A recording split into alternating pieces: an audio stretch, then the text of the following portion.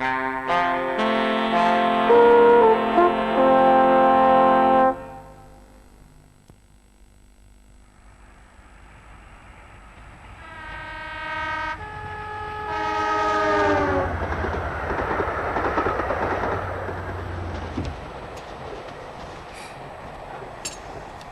those times I've seen them smiling pools when it's in papers, and I never thought it would happen to me. Me? It happened to me.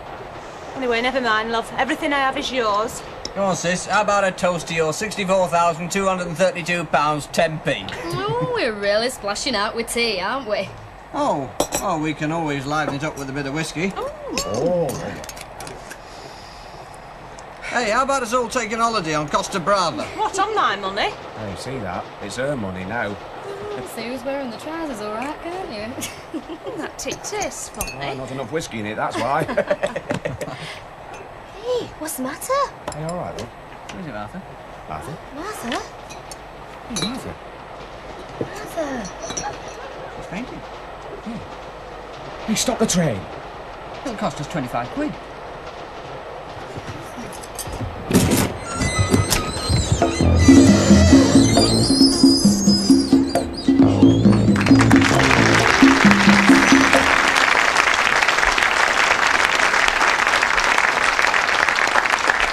Good evening.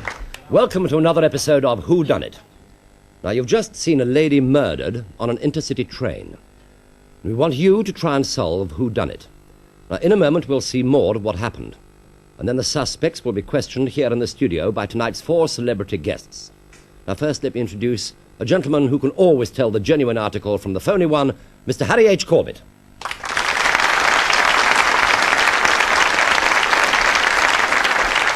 And now one of our most versatile actresses and mother-to-be, Miss Sheila Hancock.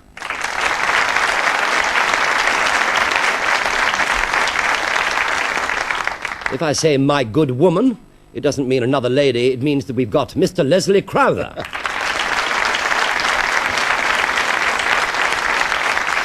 And who better to follow my good woman than the man about the house himself, Mr. Richard O'Sullivan.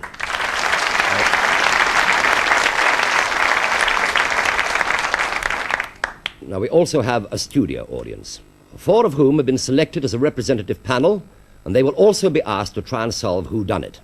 So, let's go back to the scene of the crime, where our suspects will describe in flashbacks their actions up to the time of the murder. But remember, the person or persons who done it is allowed to lie. So don't believe everything that you see or hear. I'll give you one clue. The British Rail menu had nothing to do with it. So now let's join Inspector Dell, who's been called in to investigate. Norris came to borrow the sugar from your table. Your husband had already gone to the bar, is that right? Yes, that's right. All right, Mrs. Coleman, thank you very much. If you'd just go on late with the others. Right.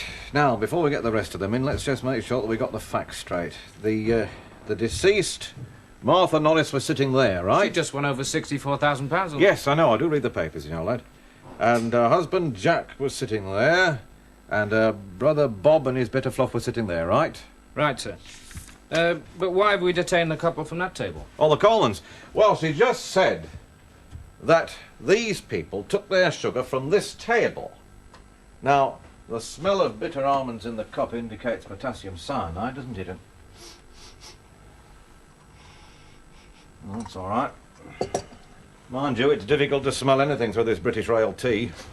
And you think it was in the sugar? Well, that's what we're here to find out, isn't it, lad? Right, go and get Jack Norris in, will you? Right, sir.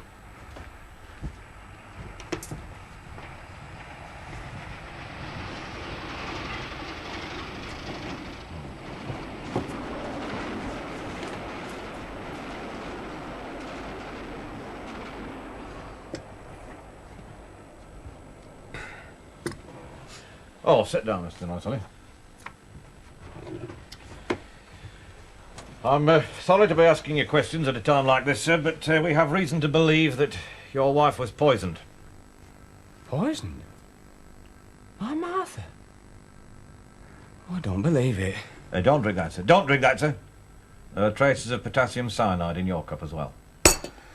Who'd want to do a thing like that? Well, that's what we've got to find out, isn't it? Now, I understand that your wife had just won the pools. Yes, we just been up to London to collect the cheque with her brother and his girlfriend. And we'd had a bit of a celebration and we were on our way home and I wish we'd never done the pools now. Yes, I know this is very upsetting for you, sir, but if you could just remember, what happened from the time you got into the restaurant car? Well, we came in, sat down, and we ordered our tea. Thank you. I wouldn't have thought you'd want any tea after all those cherries, Glenda. Oh, fruit's good for you. And there was only £1 anyway. Lucky it's a corridor train. Who's going to pour? Oh, I suppose now you've won the pools, it'll be old Jack who pours the tea out. It won't make no difference to our way of life. Better let it brew a bit. That's filthy. You can buy me a new one when we get home.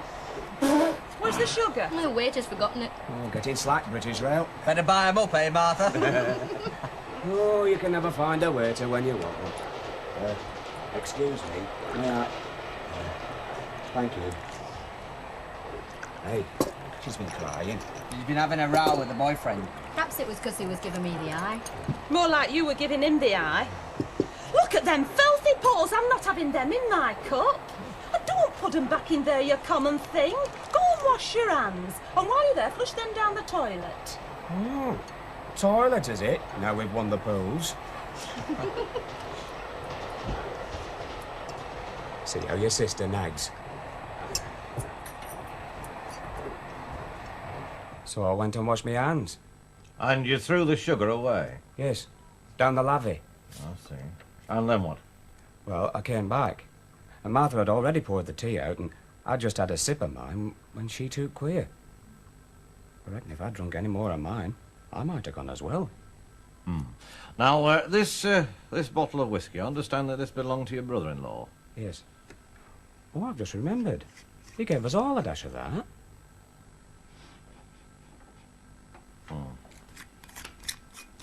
All right, Mr. Norris, that's all for now. Thank you very much. Oh, no, there is just one thing. Can you remember who he gave the first nip to? Well, it's funny you should say that, Inspector. It was me wife.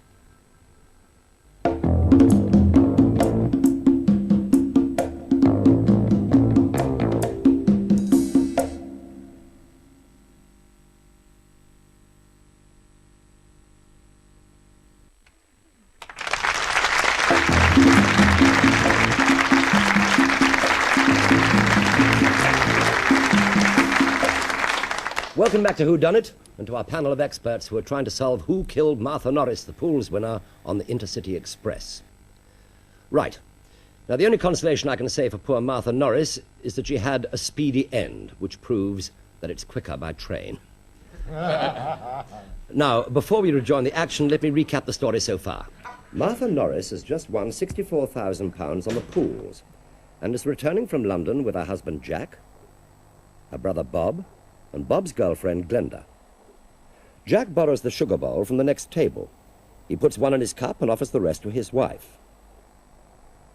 Bob, his brother-in-law, suggested some whiskey from his flask to pep up the tea, and a few seconds after drinking it, Martha drops dead.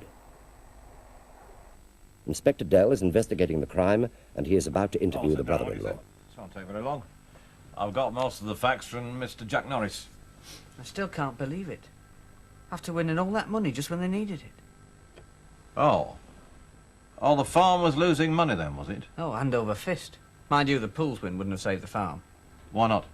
Oh, Martha hated it. Worked on it all her life, you see. She wanted to be a lady of leisure in a big city like Harrogate. But now that your sister's dead, your brother-in-law will be able to keep the farm on, won't he? Yes, he will. Looks a bit bad for Jack, don't it?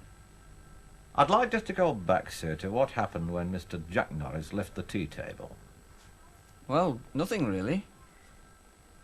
Jack went to wash his hands. Oh, go on. And, well, we just got on with tea.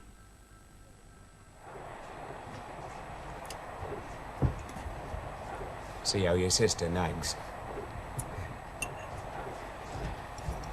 I can see why you're fed up with living on the farm. He reeks of fertiliser. Well, I won't have to put her with him much longer. Not now, anyway. No sugar for me, thanks. You know I'm slimming. Are you going to leave him then? Oh, I hope not. I just don't want to go on living on farm, that's all. What are you doing? Getting rid of my cherry stones. That'll keep the countryside tidy. Well, at least I'm chucking them out in Links and not in Yorkshire. Litter bug. You're so tidy, aren't you? Tidy little mind. Tidy overdraft in the bank you think so small. Still, maybe Martha will help you get your own chemist shop now, eh? Oh, I don't know. Bob's quite capable of managing on his own. He doesn't need any help from me. I don't think I can wait that long. I've got my career to think about, you know. Just because you want Miss Top of the Milk don't mean you're in line for Miss Yorkshire. Oh, don't you worry, Glenda. You're good enough for Miss World any day. Clean enough for milking. That's better. Well, I'll give you sugar now, dear. No need, it's already been done. Oh, well, in that case, I'll keep these for back home. No, surely we can afford sugar. Yeah, all those times I've seen them smiling pools winners in papers and I never thought it would happen to me. Me? It happened to me. Anyway, never mind, love. Everything I have is yours. That's what happened. Then I topped up the teas with some whiskey from me flask, and a few moments later Martha was took ill and died. So even though you needed it, you weren't going to get any money from your sister? Well, it wasn't the end of the world. I wouldn't be getting any from Jack either. He'll be putting it all in the farm. Oh, but he wouldn't be putting it in the farm if he'd finished his tea, though, would he? That's true. It's lucky I don't take sugar. Take sugar? Yes, now, Jack Norris told me that he borrowed the sugar from the couple sitting at this table. That's right, that was the couple having the argument. Oh, well, what argument's that? Well, we'd all just sat down and I happened to catch them going on at each other. I said it was not what we agreed. I told you what you could have. And God knows it's more than I can afford. I've changed my mind, darling. You're not getting a divorce. I knew you'd do this. I knew your devious little mind. Then you shouldn't be surprised, should you? Look, I told you not a penny more, right? Then forget the divorce until you can afford it. For God's sake, keep your voice down, will you? People are listening. It's very warm in here. You will drink your tea and shut up, will you? I'm going to the bar.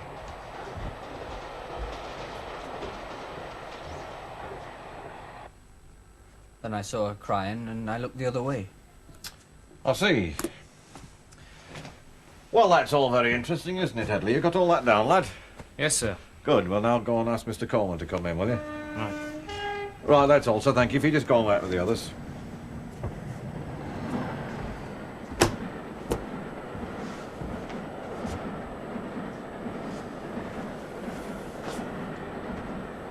I don't know why I'm being detained, Inspector. By the time I got back from the bar, it all happened. Just a few questions, sir. Sit down, will you?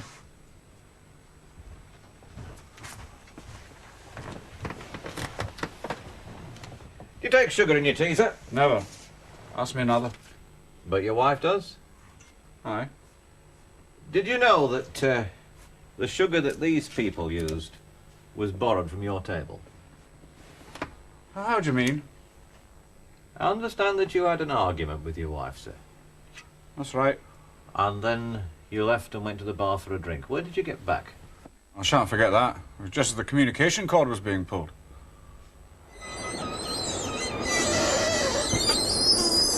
Hey, what's happening? You all right, lad? Oh, it's me wife. You look pretty ill yourself. I think I'm going to be sick. I'll stop fussing, will you? Come on, come with me. Oh, Come on, thank you. There. Come on now. Take you into the lab. Right. There you go. You'll be all right. Just give us a shout if you need anything. Listen, there's a lady ill and there's a man here ill as well. Could you go and get a doctor, see if there's one around? When the doctor arrived and he found she was dead. Well, that's when they called in you lot. Oh. So Norris was really bad, was he? Oh, he seemed to be pretty sick in there. Well, reaction, I suppose. Ah. Unless he was poisoned as well. All right, Mr. Coleman, thank you. Just go and wait with the others.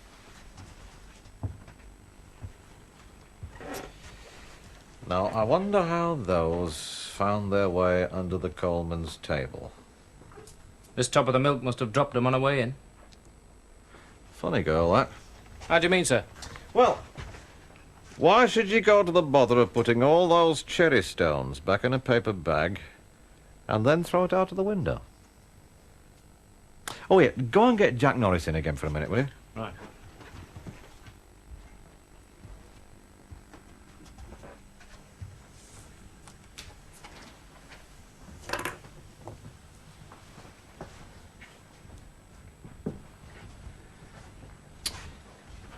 Ah, Mr. Norris.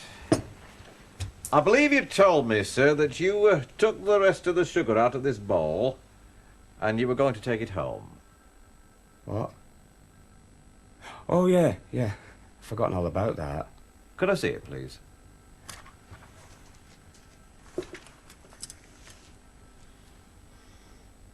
Well, that seems all right. You better get it checked by forensic, though. I only took it for the house. Oh, that's all right, sir. But don't do it again, will you?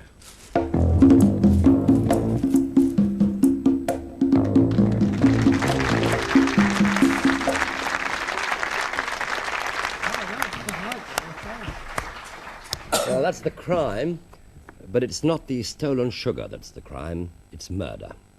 And we have the suspects here in the studio, so let's have a ripple of applause for the suspects, please.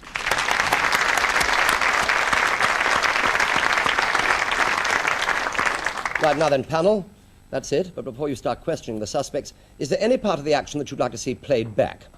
Now, you can pick any replay of up to 20 seconds to help you remember some point. We'll start with the ladies first. Sheila. I'd like to see the pouring of the tea. Which particular part of the play? When his wife turned snooty and said she didn't want to pour the tea and the husband poured the tea. It shall be yours. Harry. I'd like to see the bit of where Mr. Bob Deacon sticks the sugar in the tea of the lady who was murdered. No, I think that wasn't Mr. Deacon, was it? Yes, it was. Yes, it was. At that particular moment, I beg your pardon. Yes. Yes, of course. So you shall. Leslie? I'd like to see the part where Jack Norris opened the teapot to check whether it was brewed or not. Right.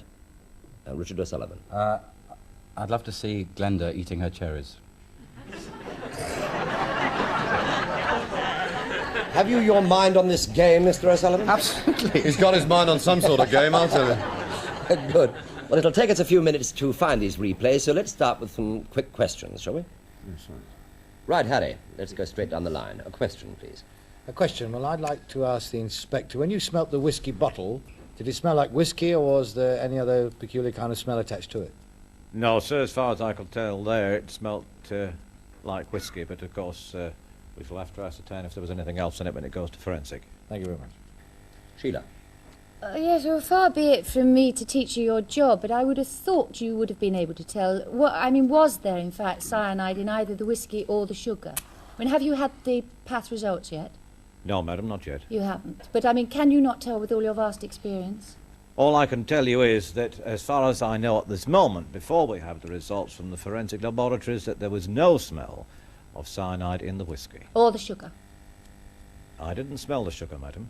Well, I would have thought you should have perhaps done that in the normal thing of your You do duty. mean the sugar in the bowl, or do you mean the sugar in the tea? I've always longed to speak to a policeman like this when they stop me for traffic offences. In either the sugar or the scotch, did you smell the smell of bitter aloes or whatever it is that you smell when there's cyanide? Bitter almonds. Bitter almonds. Well, there was no sugar left in the bowl, madam, at the time, you see. You didn't have a quick sniff when he handed it to you? Oh, yes, when he came back I smelt it.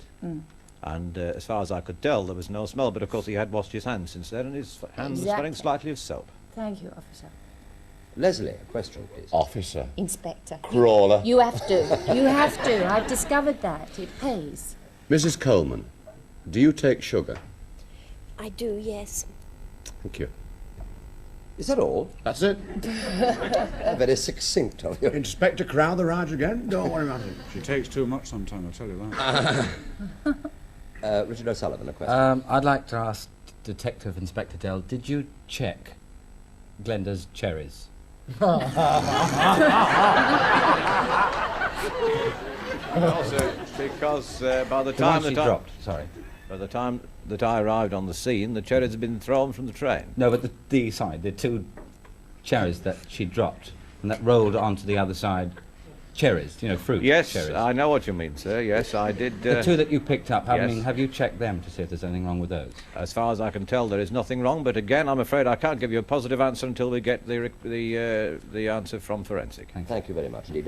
Mr. O'Sullivan, I think we should have a little decorum in this forum, if you don't mind. We are now ready for the first replay, which is Richard O'Sullivan's, where he wishes to see Glenda Allen eating her cherries.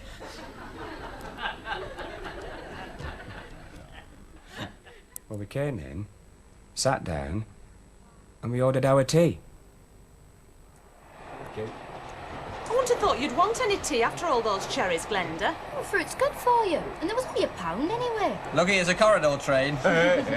Who's going to pour? Oh, I suppose now you've won the pools, it'll be old Jack who pours the tea out. It won't make no difference to our way of life. Oh, better let it brew a bit. That's filthy. You can buy me a new one when we get home. Where's the sugar? The waiter's forgotten it. Oh, get in slack. Richard, any comments? No, that was very nice. Thank you. You enjoyed that? Yes, very much. Are you any the wiser? Oh, much wiser. Oh, I am glad. Much wiser. Good. Right, let's have some more questions. Harry. How many lumps of sugar did you put in the wife's tea, please, Mr. Deacon? I think about 4 or 5. 4 or 5, I see. How many lumps of sugar did your wife usually take, Mr. Norris? Oh, she usually takes about that much. About that She's much. got quite a sweet tooth. I see. And the bowl was empty, Inspector, at the end of all that? That's right, sir. Thank you. Sheila?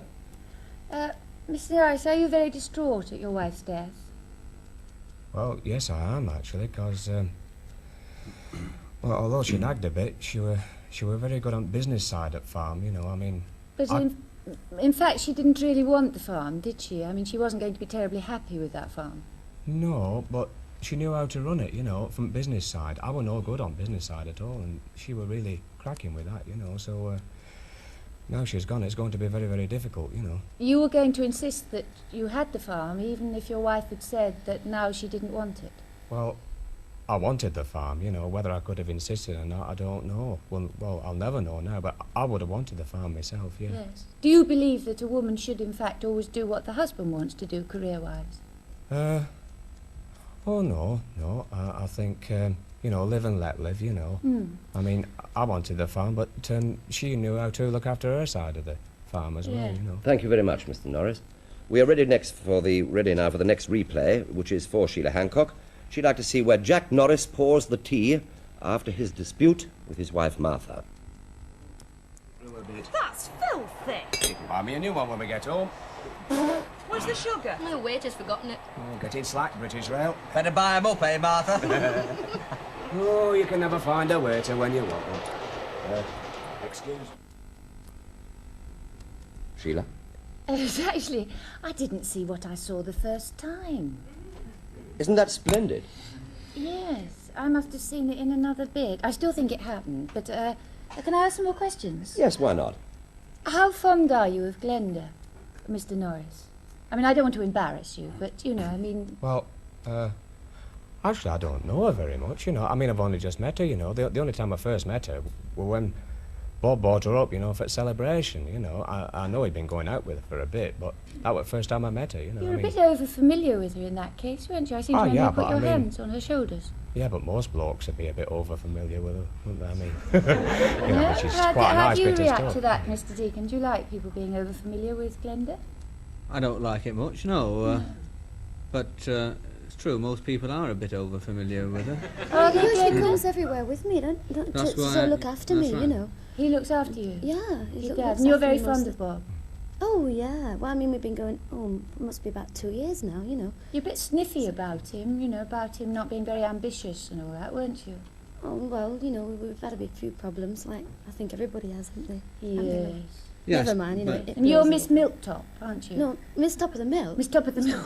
That's only one of them, you know.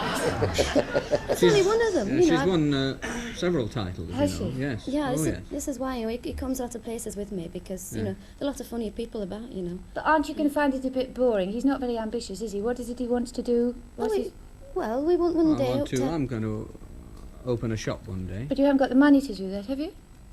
Well, if I keep with the competitions, you know, one day maybe we'll have enough, you know. Or now perhaps he So might anyway. get some because Mrs. Norris might have left him some, perhaps. Well, not as far as I know, no. No, I think that she's... I imagine... she's obviously going to win a lot more money, and she hopes that very soon she'll be Miss Bottom of the mill. We're ready for the next replay, which is Leslie Crowther's. She'd like to see where Jack Norris checks the teapot. Where's the sugar? The waiter's forgotten it. Oh, getting slack, British Rail. Better buy 'em up, eh, Martha? Oh, you can never find a waiter when you want one. Excuse me. Yeah. Thank you. Hey, she's been crying. She's been having a row with the boyfriend. Perhaps it was because he was giving me the eye. Well, actually, that clip happened after the bit that I wanted to see, because I wanted to see the handkerchief. But it doesn't matter, because I saw it in one of the previous clips. Is there any question? Can we help you? Yes, certainly. Well... Can I go now, please? What did you want to know about the handkerchief? Detective Inspector Dell, did you check Mr. Norris's handkerchief for any strange smell? I mean, like... like potassium azufalma. Yes, cyanide of potassium. Yes. Again, this has gone to forensic, and we shall have to see the results of those tests. But I must tell you that there were quite a number of smells that I could detect on the handkerchief. I think this is accounted for by the fact that Mr. Norris is a farmer. He doesn't personally sponge his cows down with the handkerchief. There isn't... Yes, I hope he doesn't. The mind boggles. There is one question I would like to ask Mr. Coleman. Mr. Coleman, is that right that you are asking your wife for a divorce? I'm not asking her for a divorce at all. We agreed a divorce a long time ago. You agreed a divorce? Aye. And, but your wife is now being a bit stroppy about Oh, it's absolutely typical of her. I see. He's not going to give me enough money. Oh, come on, I've given you... I mean, I've got to live. You've got 4,000 a year, love. You've got the house, you've got the car. You haven't started a row. They've been at it for quite a few years, I believe. I didn't want to know about that either, but... Well, we've all got our own personal problems, you know. Yes. You've got yours and we've got ours. That's right. We've got ours at the moment. There's going to be a punch-up any minute now. At the moment, the divorce situation is very tricky. Well, it's not tricky as far as I'm concerned. We're getting a divorce. If you'd only try to understand. Well, she's getting 4,000 a year, right? Yes. 4,000 a year, the house and the car. All I'm having is my record collection. Thank you very much indeed. We are ready for the last replay, which is Harry Corbett's. He would like to see where Bob Deacon puts the sugar in the tea.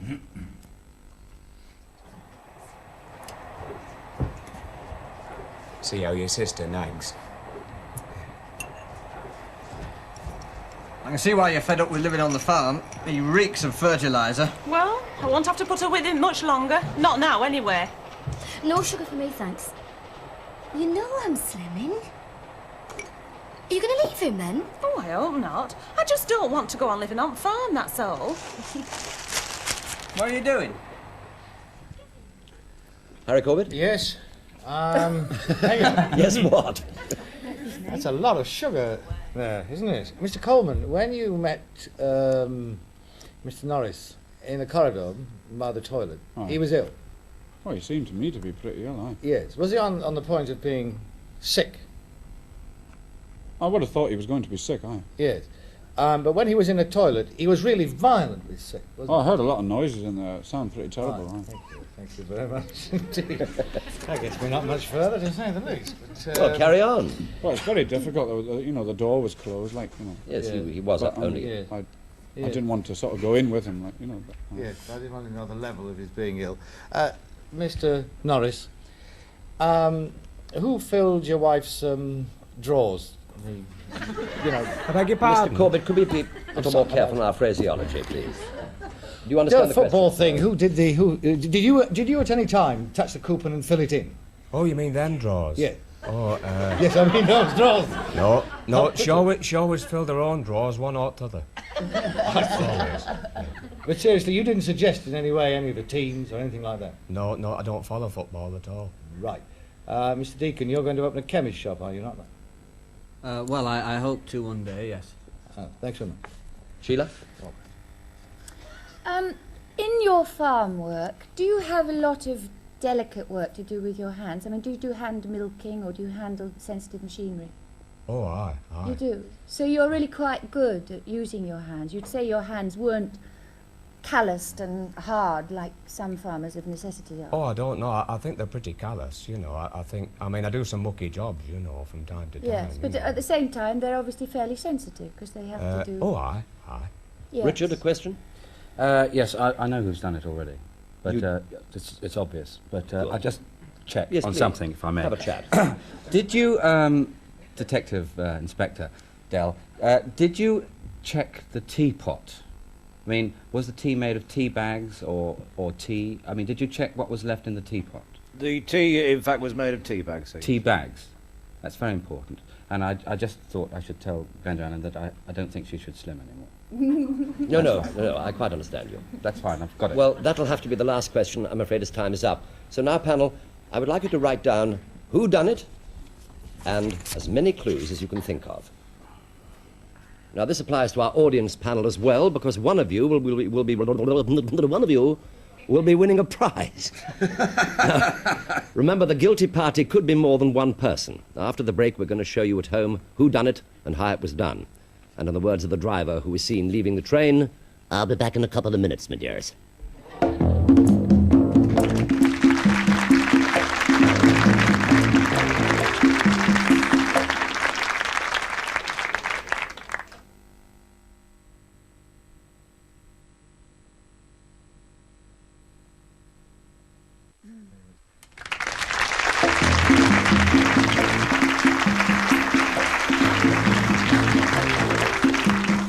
Hello again. Now, I have copies of the cards filled in by our 4 experts. But first, we have a winner from our audience panel. And the winner is Miss Hazel Laposta of 17 Rollston Road, South Croydon in Surrey. Congratulations.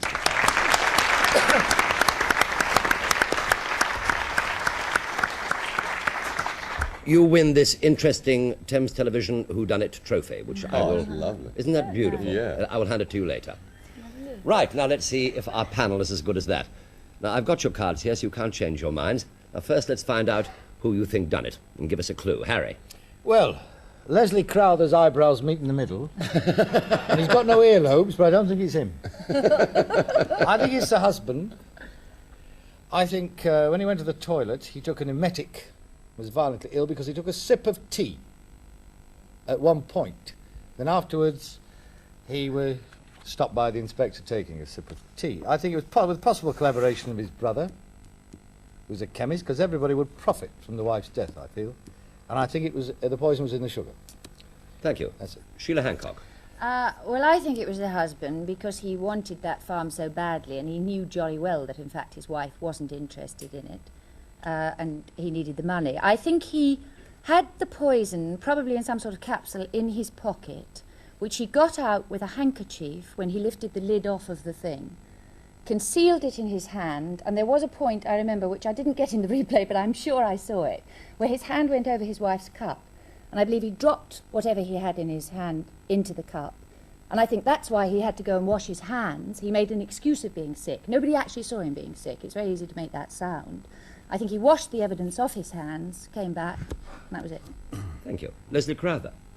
I think that Mr. Coleman inadvertently did it because he was trying to poison his wife. I insist on a trial in camera. We'll get you a box brownie.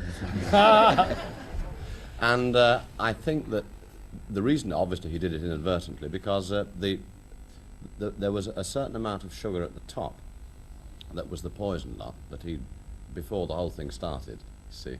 Mm-hmm. Oh, real Agatha Christie fan. Oh, yes. Had he'd put on the top, and the power to murder his wife was taken out of his hands because the sugar was borrowed from his table and transferred to the Norris's table.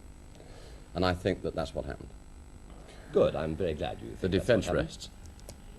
Richard O'Sullivan, who done it? Well, it was definitely a conspiracy between Glenda, Jack, and Bob Deacon. You see, it's obvious. You see, Bob's a chemist, and in fact the poison was not in the sugar, but it was in the cherries. You see? And he made up... We are clear which cherries. 3 fake cherries, right, which Glenda had hidden in her cleavage. And when she ate one, when she'd got the pip out, she didn't put it in the bag, she left it on the table. Then Jack got his handkerchief, did that, you see, put it in the teapot. She got up to get rid of the evidence, but there were still 2 cherries still in her cleavage. And as she got up, because she's quite a well-endowed lady, they fell out and rolled across the other side of the table. What fell out?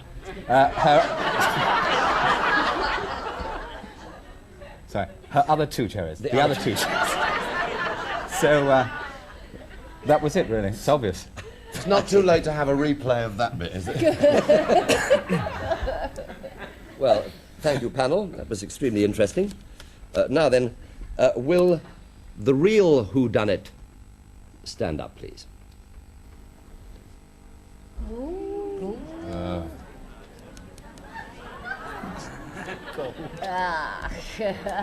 Well done, lad.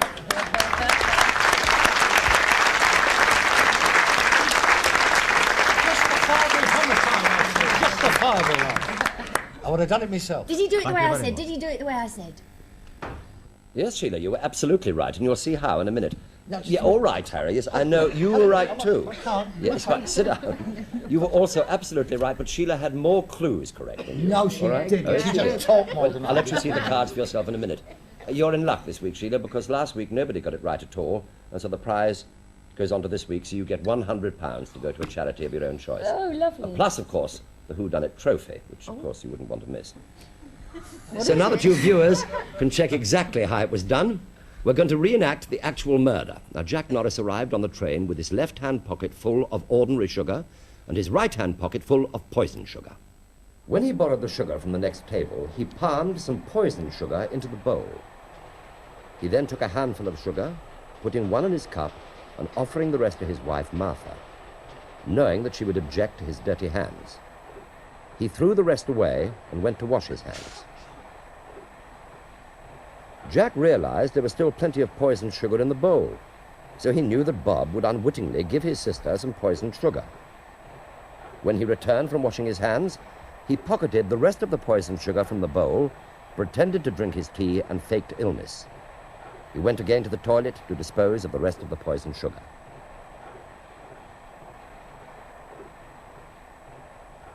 He produced the harmless sugar to Inspector Dell, but from the wrong pocket. Oh, well, I wasn't Yes. altogether right, was I? No, not altogether. But it's easy when you know how. Of course, in the plot, you didn't actually see the sugar palmed into the bowl, because that was the murderer's flashback, and he's allowed to lie. And he did. Everything else was a red herring. Well, I hope you got it right. If you didn't, you've got another chance next week. Now, most authors are murdered by the critics after the book comes out. Well, we've got one who's murdered before it comes out. So until then, thanks to our panel. I need the £100.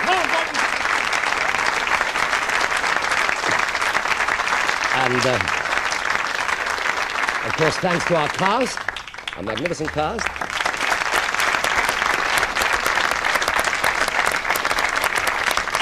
By the way, in case any of you noticed, British Rail normally have their sugar wrapped. But when this train was running, there was an industrial dispute at some sugar refinery, and so British Rail had to get their sugar from another source, all right? And I hope that stopped a lot of phone calls. See you next week. Good night.